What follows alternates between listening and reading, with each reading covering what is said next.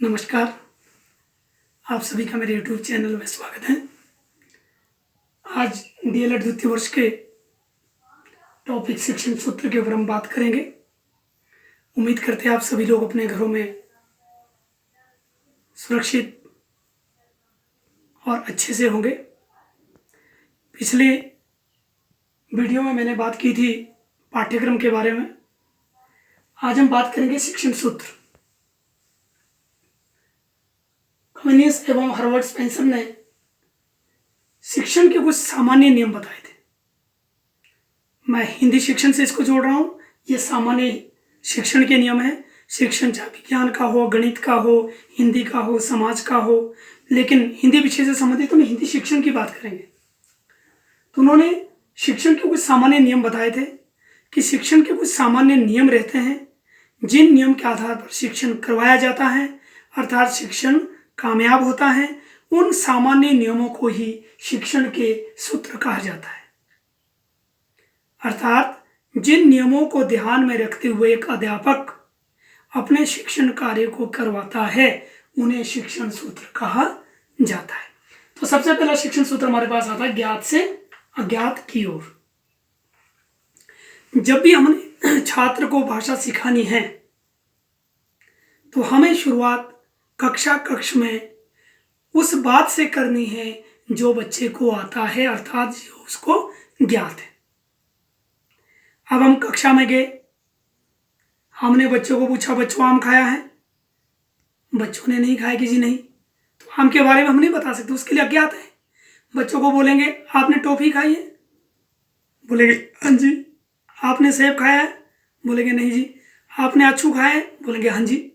तो उनको जो ज्ञात है, जो उनको मालूम है, वहां से धीरे धीरे उनको हम अज्ञात की ओर ले जाएंगे।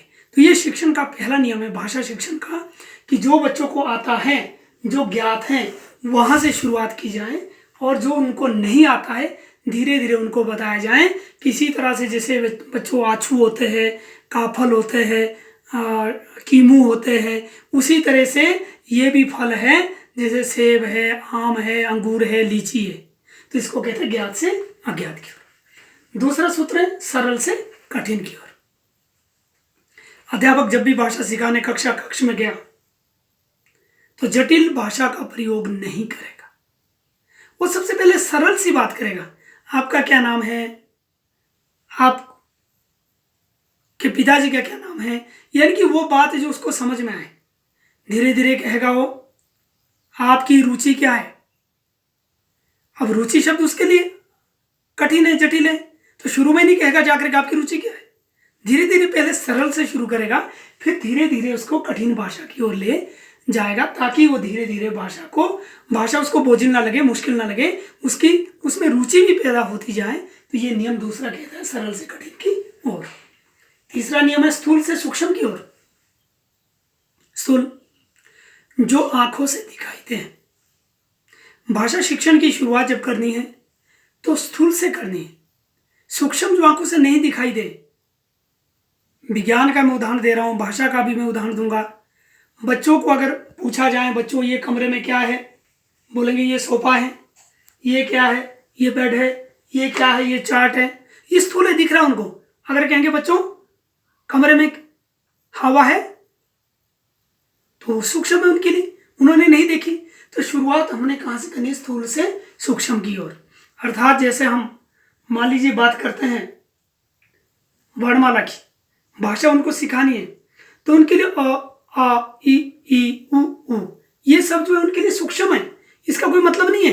लेकिन आम, अनार, अनाज, आटा, ये सब उनके लिए स्थूल है, उसको दिखाया जा सकता है। यह आटा, ये है अनार, ये है अमरा, कोई लड़की अमरा, तो उनके लिए वो स्थूल है। अमरा ये लड़की है, तो फिर बाद में उनको बताया जा सकता है कि अमरा में ये अ है और ये म है और ये र है। अर्थात उनको स्थूल से सूक्ष्म की ओर ले जाना है। इसी तरह से एक सूक्ष्म सूत्र है मूर्त से मूर्त की ओर। छठा, मैं जानबूझ के कह रहा हूं क्योंकि दोनों का अर्थ एक जैसा है।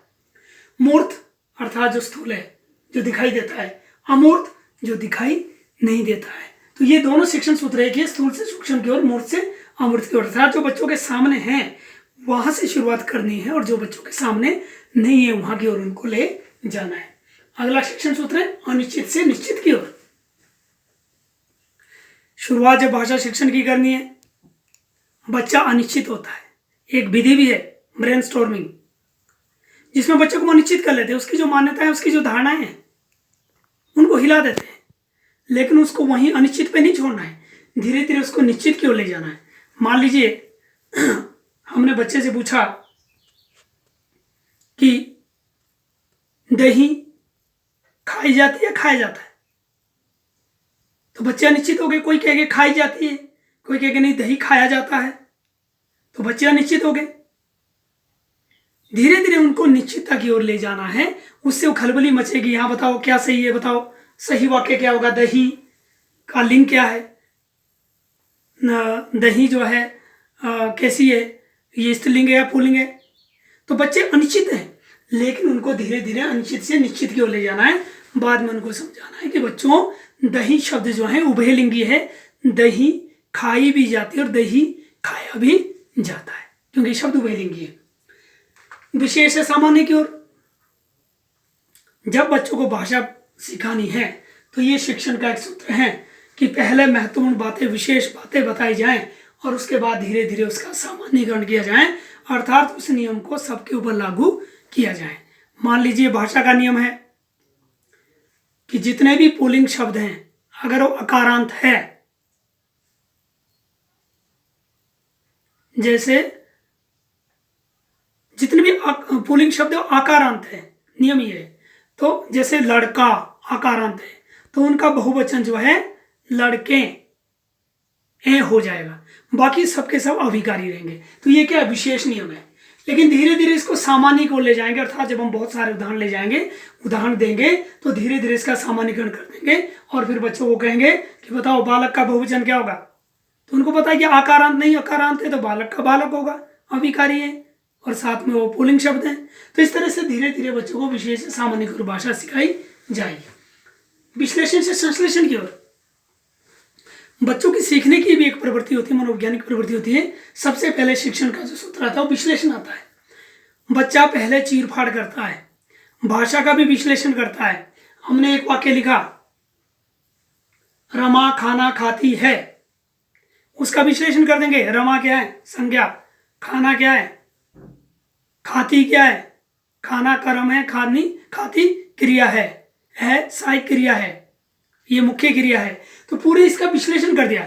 लेकिन बाद में रमा खाना खाती है, उसका संश्लेषण वाक्य का कर लिया जाएगा कि अर्थात इसी तरह से संज्ञा से संज्ञा के बाद जो है आपका कर्म, यानी कि संज्ञा जिसको हम कर्ता भी कहते हैं, कर्ता के बाद कर्म और उसके बाद क्रिया आती है, और इस तरह से हिंदी में वाक्यों की संरचना होती है। तो वह संश्लेषण, जब हमने उसको जोड़ा, तो भाषा को विश्लेषण से संश्लेषण की ओर सिखाने का एक सूत्र है। पूर्ण से अंश की ओर, भाषा अपने आप में पूर्ण होती है, कभी भी बच्चों के सामने भाषा को अंश में प्रस्तुत ना किया जाए। इसीलिए बच्चों को वर्णमाला नहीं सिखाई जाती पहले, क्योंकि वो अपने आप में पूर्ण नहीं है, वो केवल अंश है, टुकड़ा है। वर्णमाला के अ ई वो अपने आप में एक अंश है, छोटे छोटे टुकड़े हैं। भाषा जो है पूर्ण रूप से सिखाई जाए, बच्चों के सामने संपूर्ण भाषा रखी जाए। अब घर चल, सर पट चल, डर मत, ये वाक्य हैं, बच्चा उसको पढ़ रहा है। अब घर चल, उसका मतलब है कोई कि अब घर चलना है। बाद में धीरे धीरे से जो उसको अंश की ओर ले जाना कि ये एक शब्द है अब, दूसरा शब्द है घर, तीसरा शब्द है चल। अब इसी शब्द में भी दो वर्ण आपके हैं अ और ब, अर्थात दो ध्वनियां अ ब, अ जमा ब बना अब। तो बाद में उसका अंश, उसका छोटा छोटा टुकड़ा बच्चों को सिखाया जाए। आगमन से निगमन की ओर, ये भाषा शिक्षण का सूत्र है, और वैसे भी सभी विषयों का ये सूत्र है कि बच्चों को सबसे पहले आगमन विधि द्वारा सिखाया जाए। आगमन विधि वह विधि होती है जिसमें सबसे पहले बहुत सारे उदाहरण बच्चों के सामने प्रस्तुत किए जाते हैं, और निगमन वो विधि होती है जिसमें सबसे पहले बच्चों को सूत्र बताए जाते हैं और उसके बाद उदाहरण दिए जाते हैं। लेकिन भाषा सिखाते हुए सबसे पहले आगमन विधि का प्रयोग किया जाए, बाद में उनको सूत्र निगमन विधि द्वारा की ओर ले जाया जाए। अर्थात मैं उदाहरण द्वारा समझा रहा हूँ। बच्चों को संज्ञा बतानी है तो हम बोलेंगे बच्चों कमरे के अंदर क्या क्या है, बोलेंगे पंखा है, ये चार्ट है, ये भी ये कैलेंडर है, ये फोटो है, ये बेड है, ये सारी चीज़ें। फिर हम बोलेंगे कि ये सब चीज़ें यानी कि वस्तुओं के नाम, और ये रमेश है, ये रमा है, व्यक्तियों के नाम, किसी भी वस्तु के नाम को संज्ञा कहा जाता है, तो वह निगमन विधि। जब हमने बाद में उनको परिभाषा बताई, पहले उदाहरण दिए आगमन विधि है, तो भाषा आगमन से निगमन की ओर सिखाई जानी चाहिए। अगला अनुभव से तर्क की ओर। भाषा अनुभव से तर्क की ओर चलती है। अनुभव अर्थात बच्चा खुद करके जो सीखता है, जब बच्चा अपने आंखों से, अपने ज्ञान इंद्रियों से महसूस करता है, उसको अनुभव कहते हैं। तो बच्चा पहले भाषा को महसूस करे, उसके पश्चात वो तर्क के आधार पर भाषा की परख करता है, तर्क शक्ति का प्रयोग करता है। तो कभी भी भाषा को तर्क से शुरुआत न की, भाषा सिखाने की जाए, बल्कि अनुभव से की जाए। अर्थात बच्चा भाषा को महसूस करे, उसके महत्व को महसूस करे, उसके अर्थ को महसूस करे, उसके पश्चात वो तर्क शक्ति का प्रयोग करते हुए भाषा में वृद्धि करे और उसका व्यवहारिक प्रयोग करे। तो ये थे शिक्षण के सूत्र, जिनकी हमने संक्षेप में बात की। और हम इस अध्याय को यहीं पे समाप्त कर रहे हैं, और अगली वीडियो को सब्सक्राइब करने के लिए आप मेरे चैनल को सब्सक्राइब करें। अगली वीडियो को देखने के लिए जल्दी अगली वीडियो आप तक पहुंचाई जाएगी, क्योंकि लॉकडाउन 3 शुरू हो चुका है। धन्यवाद।